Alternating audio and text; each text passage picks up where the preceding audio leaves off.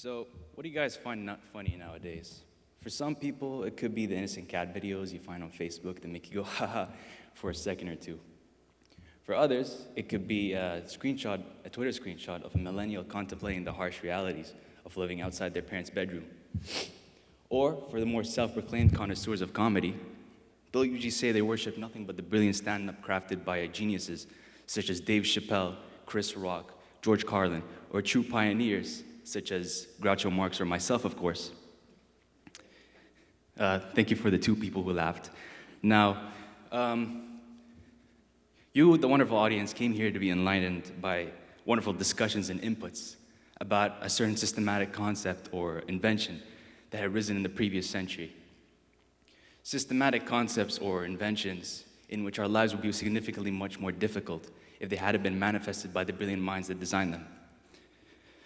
So, by that rationale, isn't innovation basically any invention or theory that has aided in the understanding of the universe around us? So I was cracking a couple jokes. Innovative, how does that do that? So, how is like an entertaining medium that has been used to captivate audiences throughout the ages regarded as an innovative, persuasive tool? Well, you're probably thinking it's a coincidence that this guy's talking about comedy and his whole talk is a joke. Well, it's much more than that. So, my fellow audience members, it's much more than some shameless self-deprecation or a couple of punchlines. It is a rhetorical persuasive tool that has been used to captivate audiences throughout a plethora of ages, from the ancient Greeks up until now. It has been used to propagate social and religious sentiments throughout the cornerstones of modern world history. It has been used to create monstrous projections and perversions of society, essentially creating a rhetorical sledgehammer that swings against ridiculous social norms. So, lastly and most importantly, it can make us feel gloomy. It can make us feel happy in our gloomiest of days. You could basically go from marketing a product or overthrowing a governing party. And that's all through the power of comedy. So, again, what makes comedy innovative? So, all the previous points I brought up, they're all pretty arguably decent reasons on why we should consider comedy an innovative medium. When actually these are more specific examples showcasing the powerful applications comedic conventions can garner to. So, I actually brought up, I meant to bring up Plato and Aristotle for a reason, actually, because the ancient Greeks had a big role in playing, laying the foundations of what comedy is today. So, the word comedy is actually stemmed from a compound word of two classical Greek terms, which is komos, the act of reveling, and oid, which is the act of singing. From that, we get the word komikos, which is the word comical. Now, according to the Greek lexicon, this translates to any word that this translates to anything that describes or provokes laughter. So, semantics aside, I want to talk about what the Greeks really did.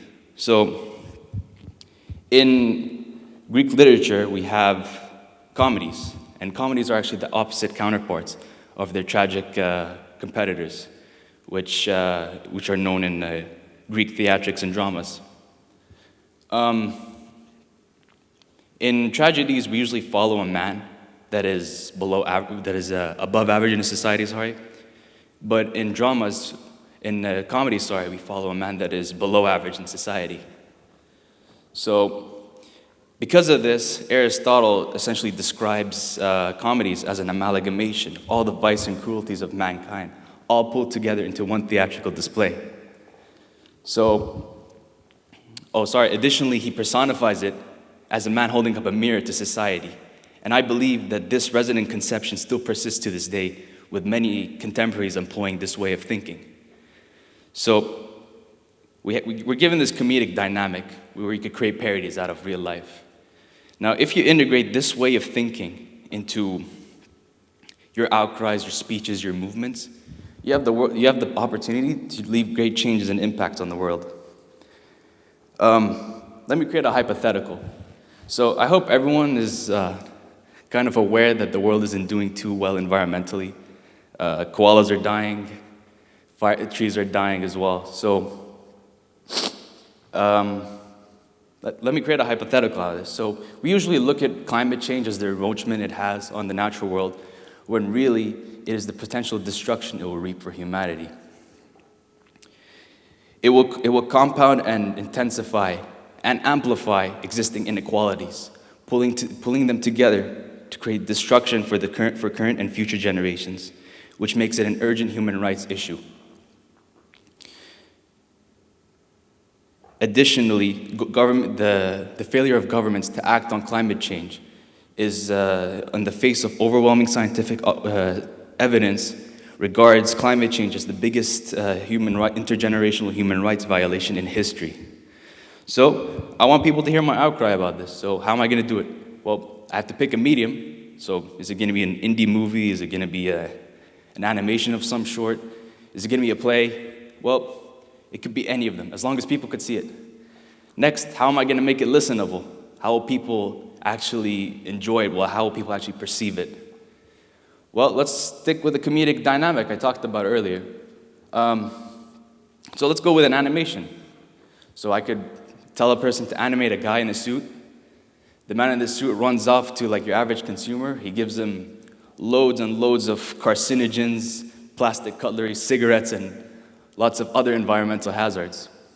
Then the man in the suit will retreat to the woods with his other suited friends, where they'll compete on who creates the biggest bushfires and who kills the most baby deer.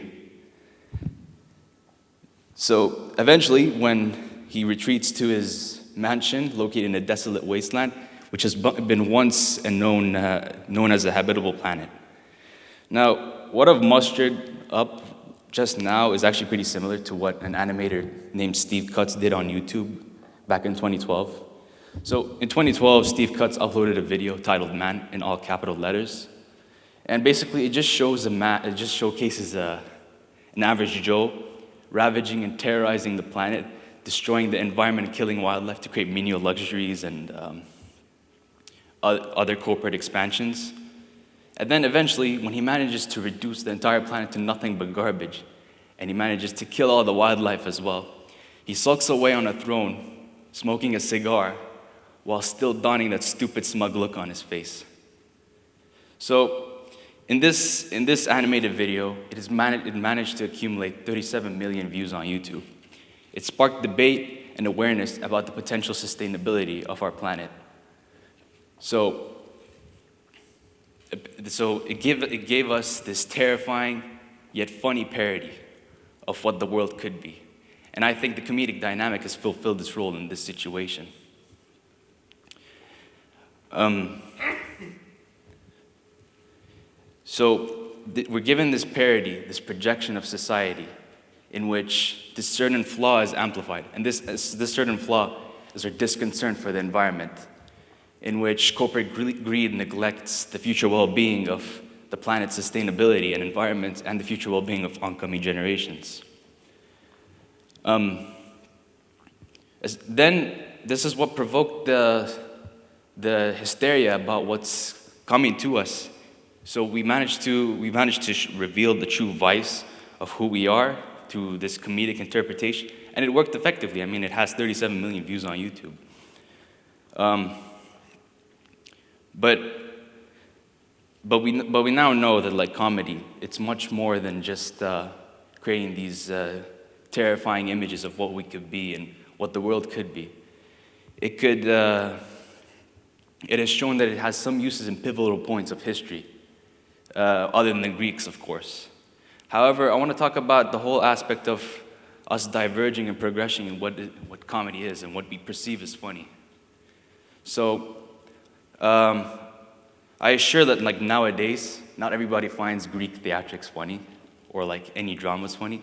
I'm sure we all find certain stupid things that make us giggle or laugh or any of those sorts, any of that in the realms of our own personalized comedy. Now, baby boomers will obviously have their comics, which mocks Gen Zs and millennials amusing, whereas millennials and Gen Zs will find the Twitter screenshots mocking boomers amusing. Girls will have their girl jokes, boys will have their boy jokes. Um, we could also find comedy in certain repertoires. For example, people working in factories, emergency departments, or even businesses. They'll have their own jokes which are exclusive to their line of work. Basically, comedy, it's extremely individualistic. It reflects our nationality, it reflects our career choice, it reflects our cultural background, it reflects our age, and countless other personalized factors, all of which determine what we see as funny and what we see as unfunny.